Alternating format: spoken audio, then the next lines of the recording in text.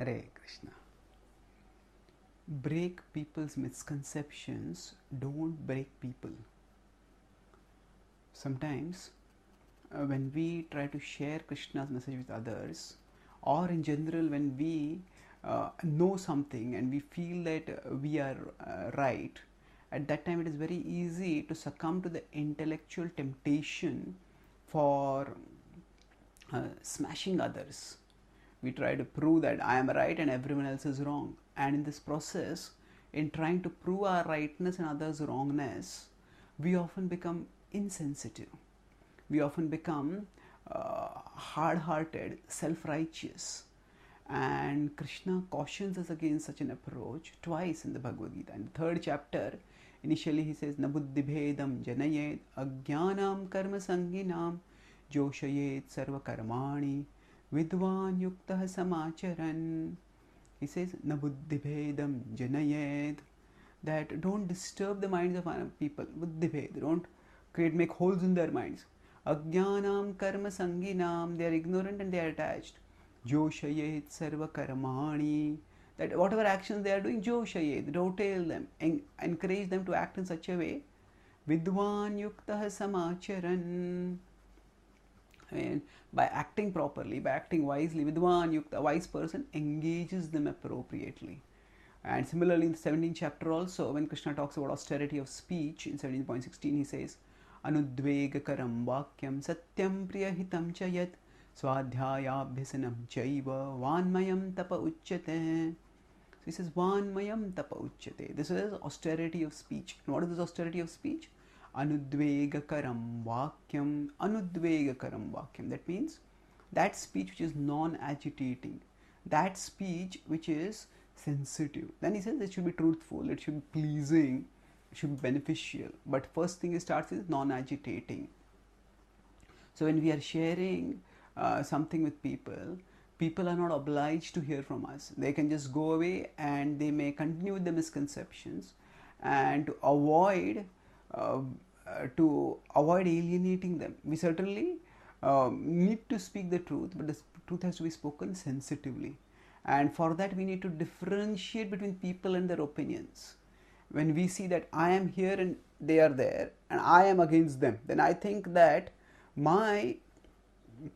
I will prove my rightness and I will prove their wrongness. Then we make the discussion into a debate, and not just a debate, it becomes a war between us and them.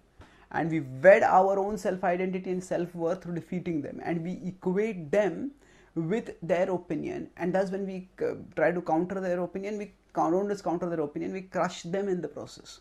And then they feel hurt, they become alienated. And we see in Chaitanya Mahaprabhu's pastimes, when he debated, he defeated Keshav Kashmiri, but he did not dishonor Keshav Kashmiri. So similarly, he was very respectful with Sarvabhauma Bhattacharya and Prakashananda Saraswati also. So rather than seeing it as we against them, we should see that I am a messenger and I have got a precious message. And this person is also precious for Krishna. They are parts of Krishna. And as Krishna's part, they are dear to him. And Krishna wants them to understand the message. But right now, blocking them from understanding Krishna's message is some misconception.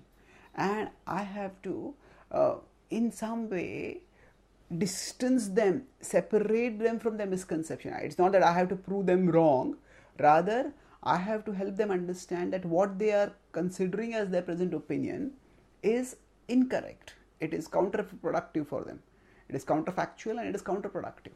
So the way to do this is by creating by ourselves first creating a distance between them and their current opinion, their current arguments, and seeing them as souls separate from their present opinions.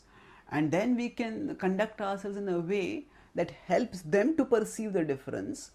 And when eventually they see the light, the truth of Krishna's words, it doesn't come as a defeat to them, but it comes as a victory for them. Because it is not that they were propagating a wrong worldview, wrong opinion. Rather, they were controlled and bewildered and bedeviled by a wrong opinion, and they have been able to overcome the misleading influence of that opinion by by understanding Krishna's insights in the world.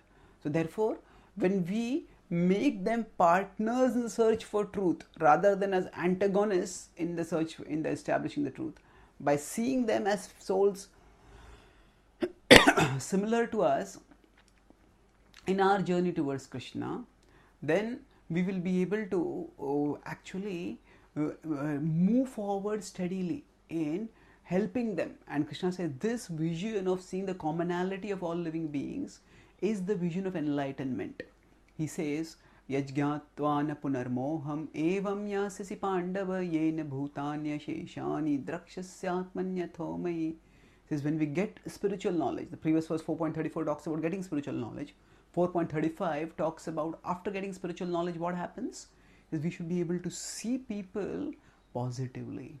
We should be able to see them as parts of Krishna, as devoted to Krishna, as being in Krishna. But right now, they're not understanding how they're parts of Krishna. So, by seeing their connection with Krishna and seeing their difference from their present opinion, we can help them attain victory over their misconception and thus help them become connected with Krishna. So, we are meant to smash people's misconceptions, not people who are carrying those misconceptions.